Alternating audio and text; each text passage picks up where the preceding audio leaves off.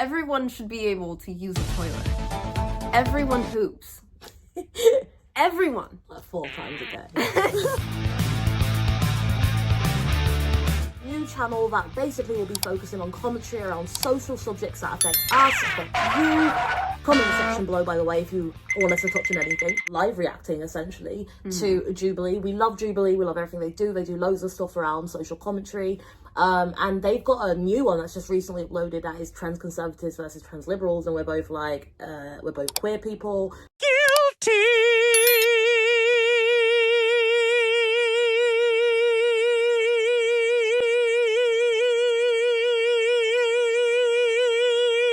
Both attached to this. Firstly, gender identity is woman, queer woman, she, they.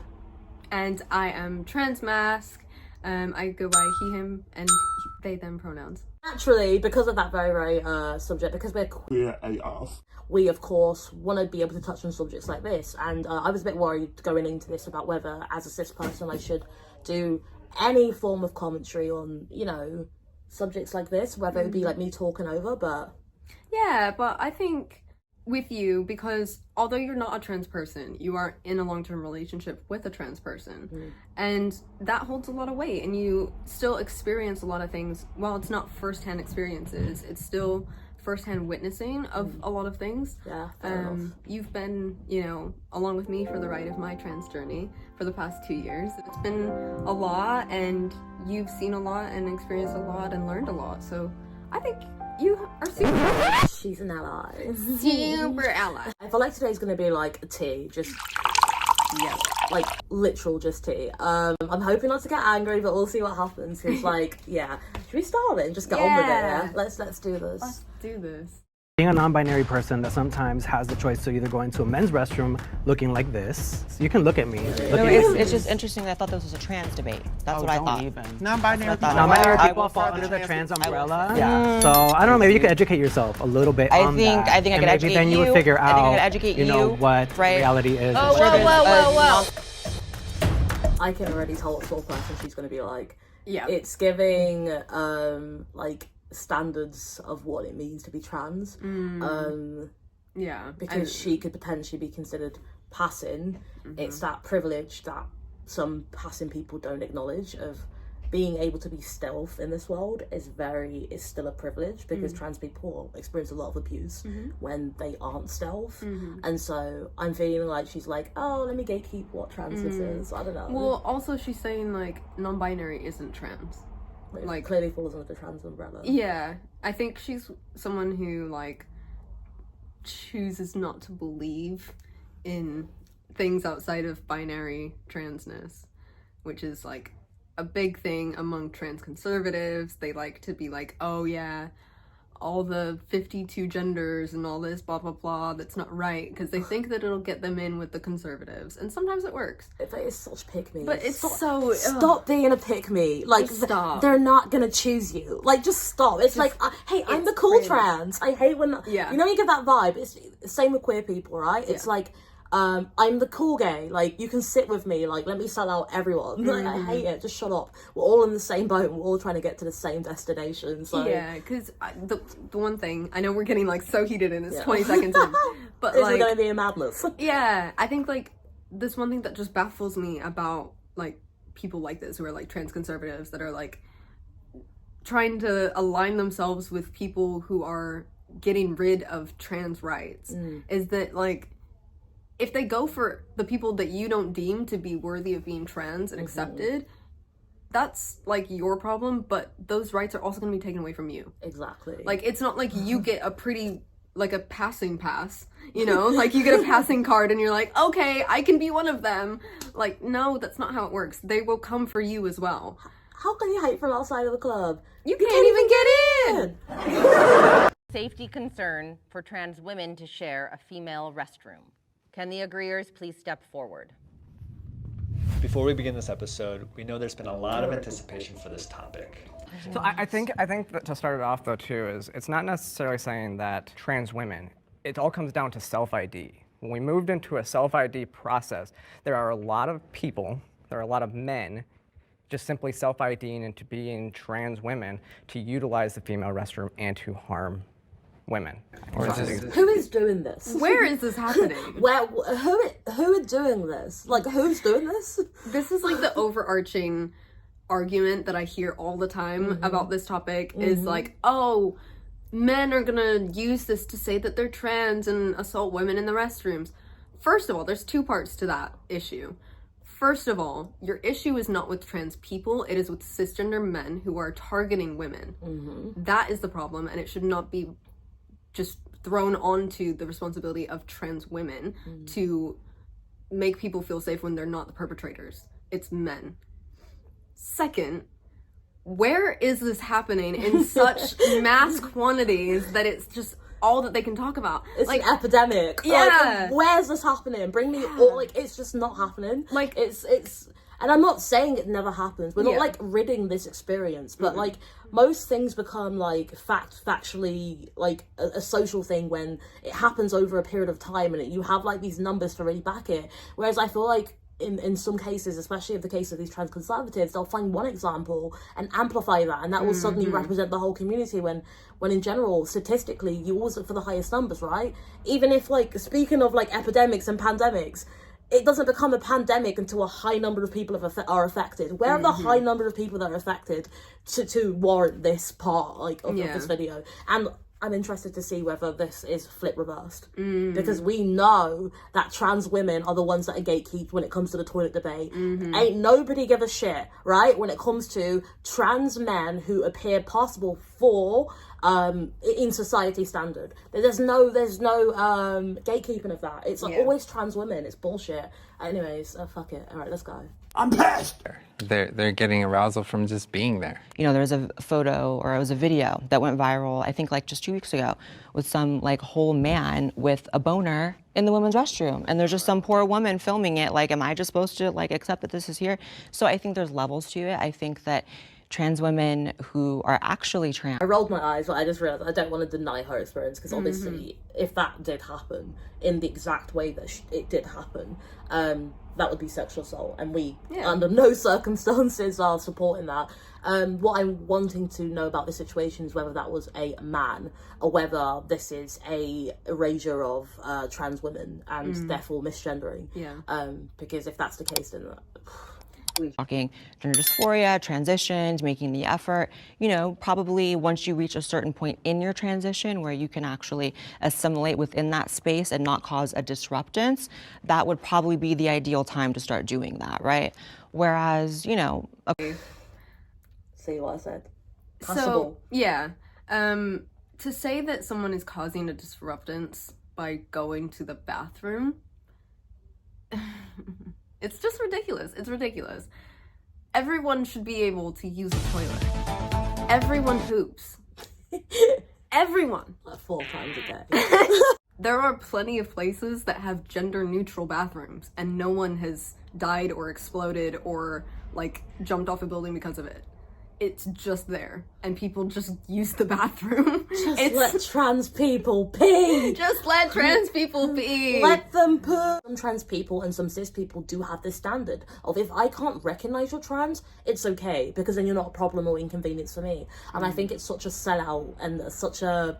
I think there's a lot of internalized transphobia that goes with, if you are not passing, then, you know, I think there's layers to that, and so I don't want to, like, speak so horribly about this person, this lady, because I don't know her experiences, but I think there's something there. It's, you know, it's what's some people don't also want to go through a physical transition. Some people only socially transition. Are these people not trans enough to use the bathroom they want to do? Like, it's just let people poop. I think, like, as a society we are moving away from passing culture, which is really great, because it's just harmful.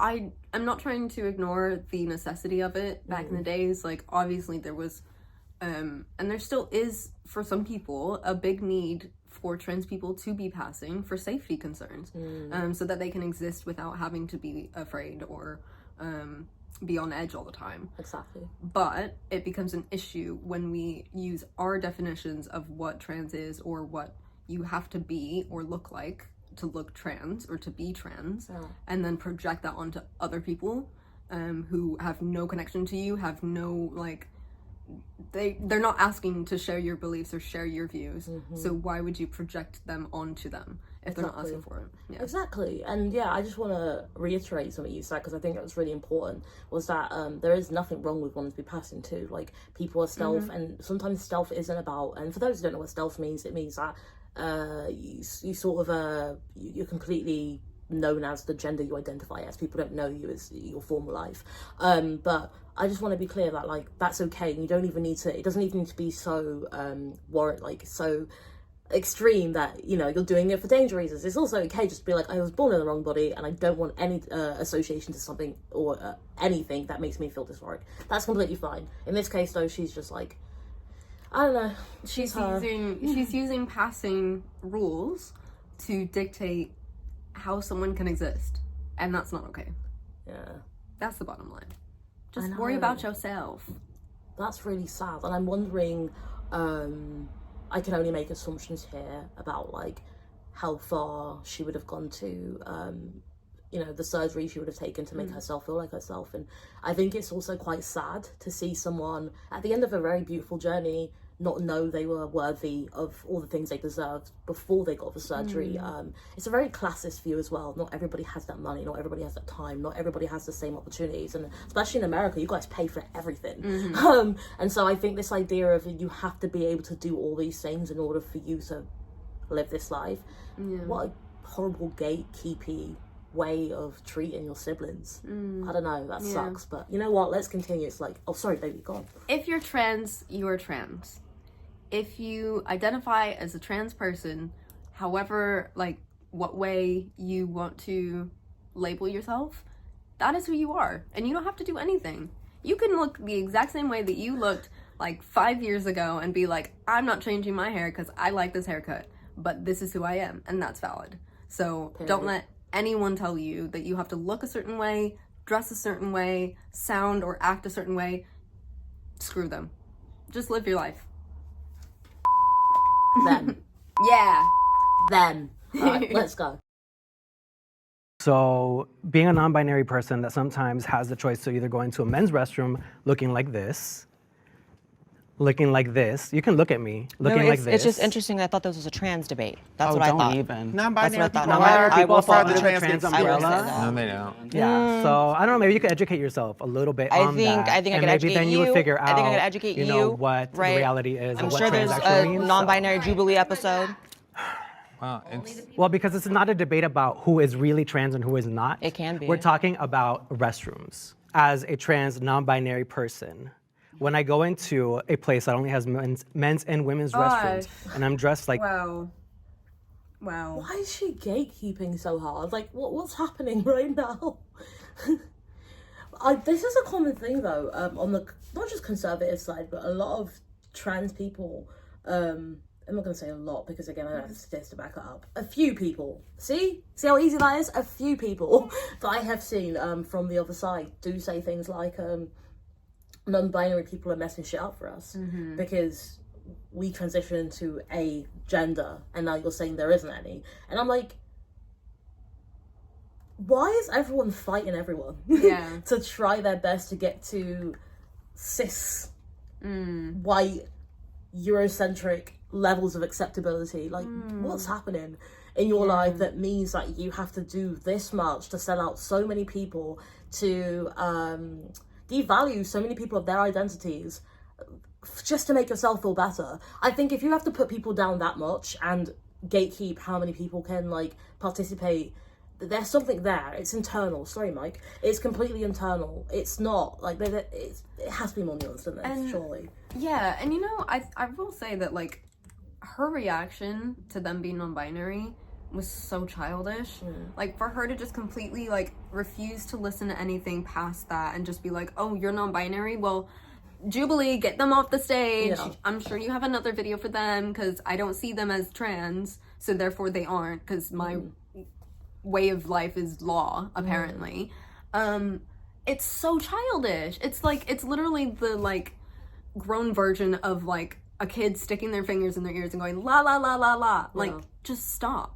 Also really disrespectful. So disrespectful. I get like if you feel so passionate about something, sometimes you can't help but to push that forward. But in this particular case, it's just how you treat another human being, and this is very devaluing, you know, and especially the whole like, can't you go somewhere else?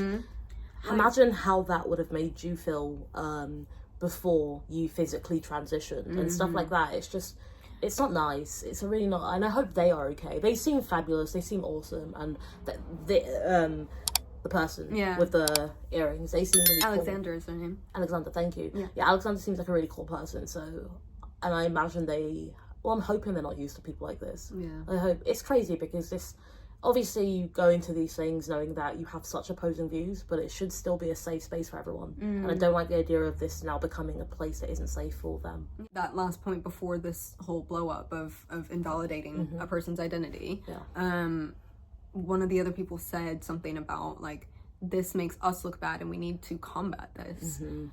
This right here, what she is doing is making trans people look bad. It makes like passing cis people, or oh my gosh, it makes this whole divide of passing and non-passing, binary trans and non-binary trans. And it, to me, like if I was, you know, a very like vulnerable trans person early in my transition, or not really knowing where I fit in, and I'm watching this would be really terrifying and really intimidating, because it wouldn't feel like then trans women are always safe. You know what? I'm gonna say maybe it's lucrative. Maybe there's money in it for her. She's 100% a pawn. You know what I mean? Like, conservatives love her. She's the type of trans person that conservatives love. Not actually love, though. They don't actually give a fuck about you, but they love to use you as political agendas, because if they can find one trans person that essentially affirms their perspective, they think they're doing all right. It's bad. Do better, girl. Ad break. I can definitely actually almost empathize with a lot of trans women in their experience in the bathroom, and a lot of the turmoil with going in, and you know, especially with passability. But the layer that I feel like in the conversation that's missing here is actually trans men, and also the fact that I was born biologically female, and a lot of the things that trans women experience of violence in the bathroom is what I experienced as a child.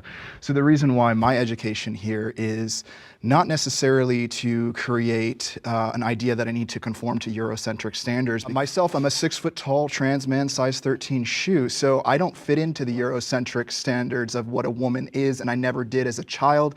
I was you know, bullied relentlessly for this and isolated from many spaces. So this discussion about trans women being in the restroom also affects biological women, because guess what? You know, biological women come in all shapes and sizes. There are, you know, a lot of lesbian women that deal with this issue that I've related with and empathize, because we both get pulled out of the restroom and thrown, and guys try to beat us up because we're in a restroom with women.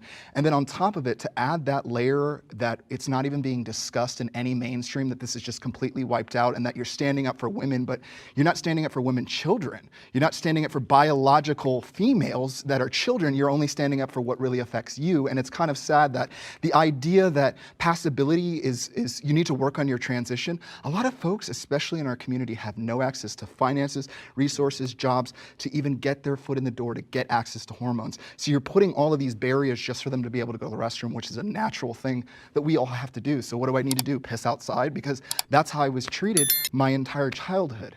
I would. I just feel like when this whole... I love everything that he just said. Yeah. I feel like I could have just like waited on a lot of things that I said in this video until he chimed in, because he just like said it all flat. But yeah, he's making such a good point of like, first of all, talking about the trans masculine experience, but also women who don't fit into the standard of what a woman looks like. The fact that he pointed out lesbians is a really good point, because that just brought to my mind like, oh my god, there are so many butch lesbians who would look, you know, to a like completely binary cis viewing brain, they would look like a guy walking into the women's restroom, but that's a woman. And they're and they're biologically a woman and all this kind of stuff. They just present masculine because that's how they want to present themselves and that's how they feel comfortable. So like that is such a good point, and I'm like that's what I mean when there's so many things that aren't even discussed within this debate about the right for trans people to use the restroom. Is it's only focusing on one aspect, and it's not focusing on the multifaceted, like, different, you know, perspectives and all these different people that will be affected, cis and trans and anywhere in between. Like, for so many trans women and so many trans men, the safest place for them is the bathroom that aligns with their gender. And if you go to a place where it's illegal to do that, or you have to go and like, what's your ID or like your birth certificate, it puts you in an objectively unsafe situation. And for me, like, I'm like, if I walk in the women's room, I mean, I know I like look like a lot, like I look 12, but like I feel like someone would be like, get out of here, you know what I mean? But like, that's the vibe. Like, I think you got to remember, like, when we're talking about it and we're talking about like these creepy dudes like in the bathroom. Here's They're the not middle trans ground. women. Here's the middle ground. Y'all ready? We're gonna be so happy with this. This is the middle ground. We all actually agree. It's men that are the problem. Yep. It's not trans women, real trans women. However, the problem is our community has really eroded any barriers to actually being trans, in the sense of your average cross-dresser can identify as a trans woman. But then it's not a trans woman. Well, I'm glad you feel that way. I feel that way as well. I agree with you wholeheartedly. However, with the state of the political correctness within the trans community, you can't really say that. Like, that person Is this person and saying their they're self-ID. No, I actually they agree. say that they're trans, but they're a I cross-dresser. actually do agree with you, Blaire, 100%. I take my back. Wow. That's one of those things. Yeah, I told you. I'm Let's really go. like that. Oh my God. And the reason why I say that is because sometimes when we self-identify, some people can take advantage of that. And Yes. that is something, unfortunately, that we cannot control. But we have to combat it with facts, with research, and with the information that is presented in front of us. It seems like we're the ones that's teaching everybody else because we live in a predominant cis world.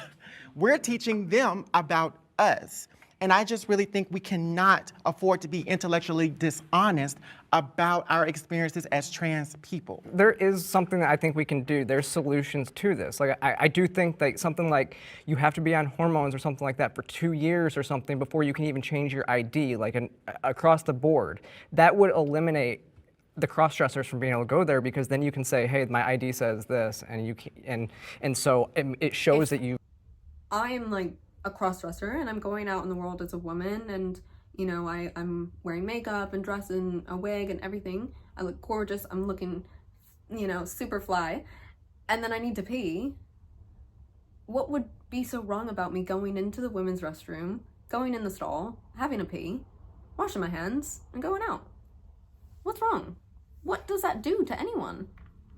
How would you know, is my question. Yeah. Like, to this lady specifically, how would you know the difference between a cross-dresser in the bathroom and a trans woman? And I don't mean that in a derogatory way, but I'm just like, how does one discern that? Unless someone actively tells you this information, you can't know.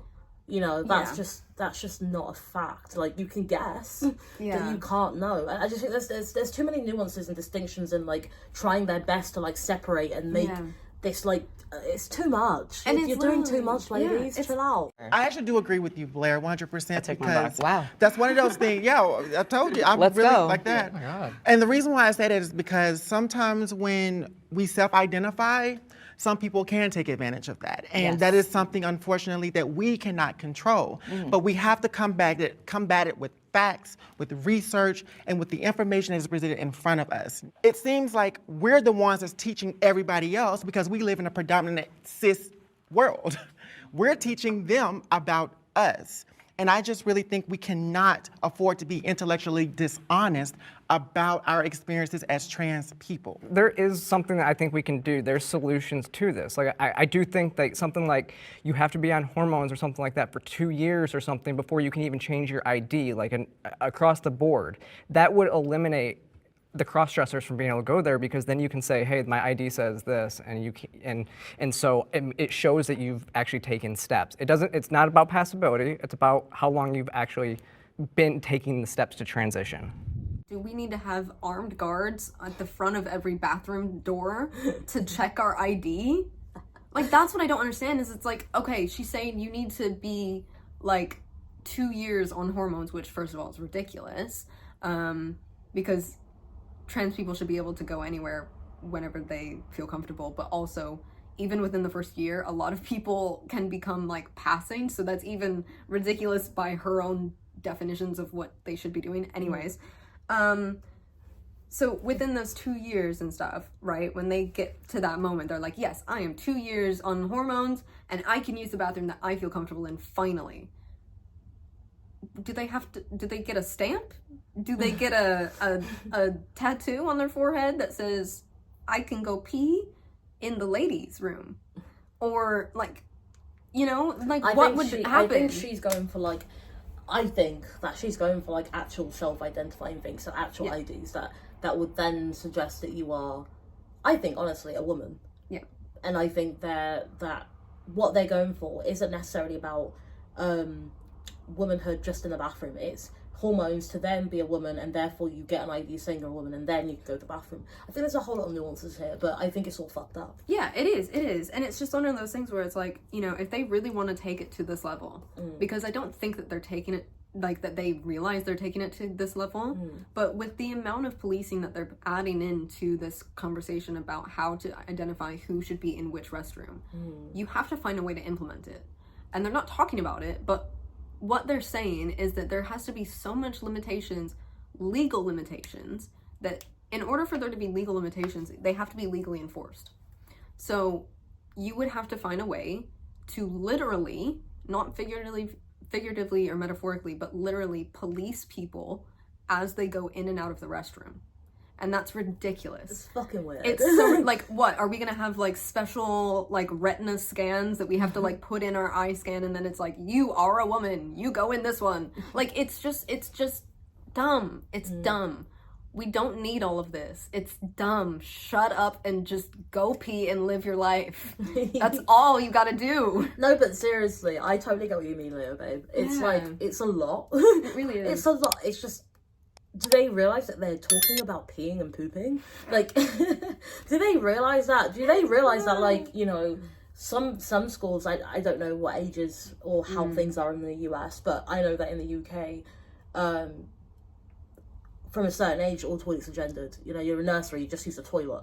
Like, from a very young age, we are taught that, like, well, how was it in the US? Did you guys have gender-specific toilets when you were babies?